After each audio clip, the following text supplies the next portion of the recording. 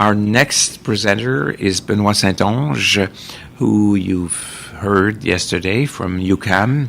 And Benoît will talk to us about mapping species identification. Rebonjour. Hello again. I'm sorry for the francophones. This PowerPoint is in English.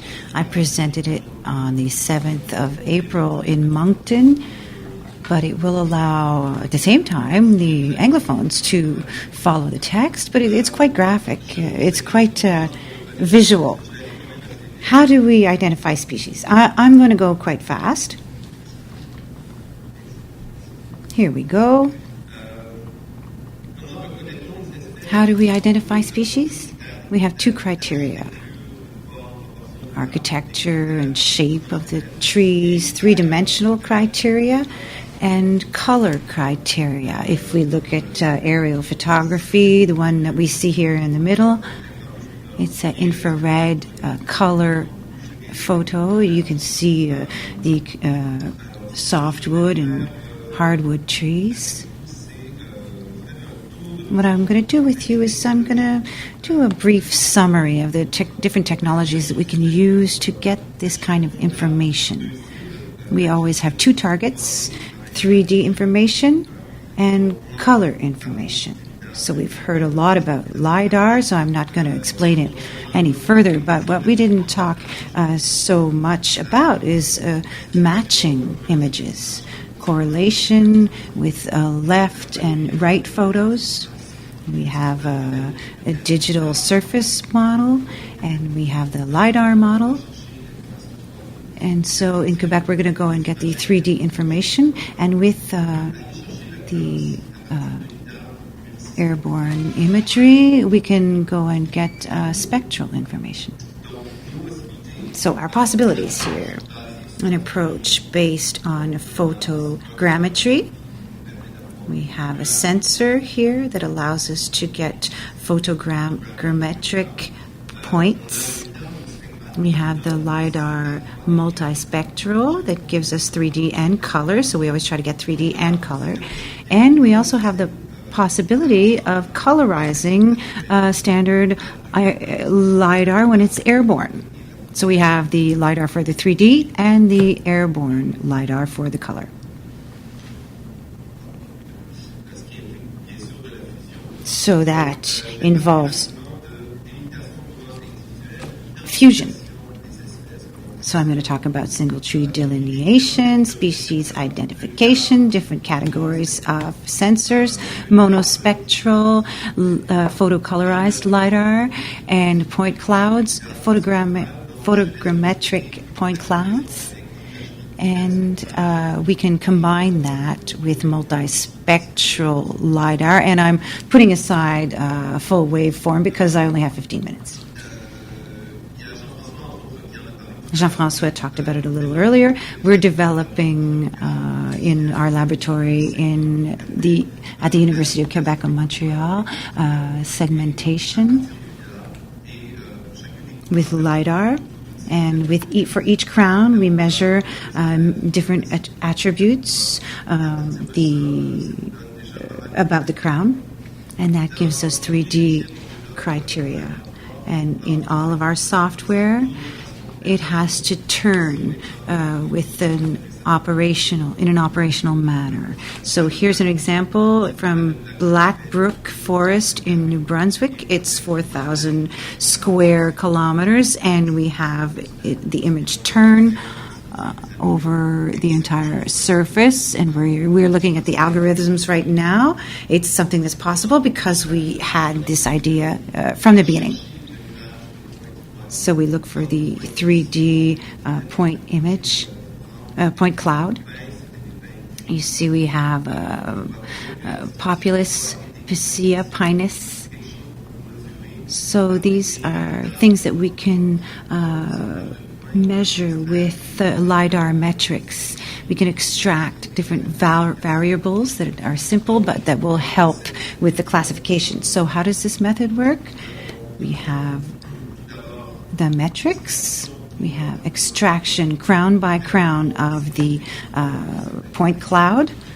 It can be proportions, the shape of the crown, the vertical distribution of the points, and the porosity.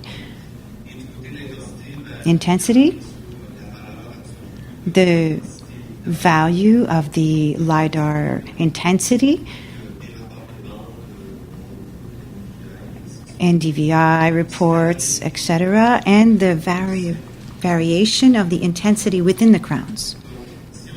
So if we look at the multispectral example, this is standard LiDAR. We have 3D data. We've seen many examples since yesterday. And we have a single channel intensity. It's we cannot develop spectral band ratios. This was done 2 or 3 years ago in the Valcartier forest. We have 16 different species to classify. This is what we get. These are the results that we get if we are looking to differentiate hardwood from softwood. We have 90% of a success rate for classification. If we try to differentiate the species, it's a 56%.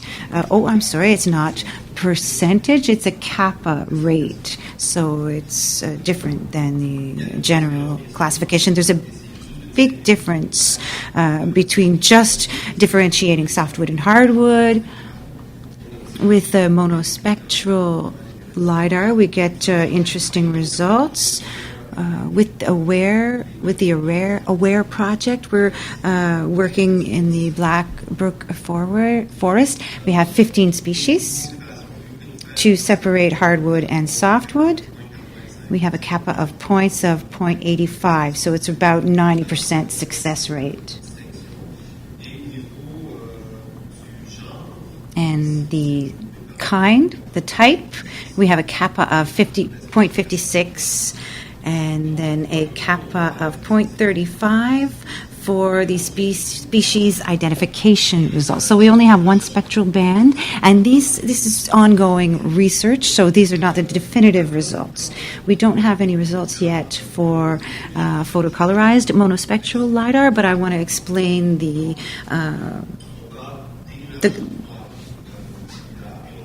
I want to explain it.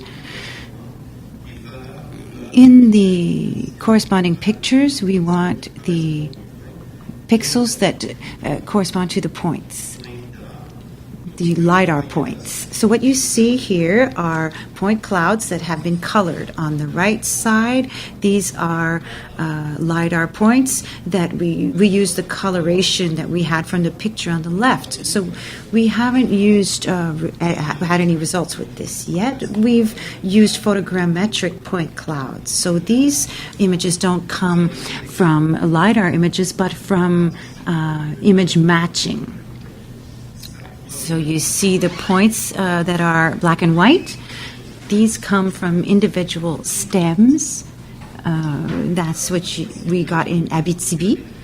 This is an image of photogrammetric point clouds. We have the coloration that comes from the pixels that were used for the image matching.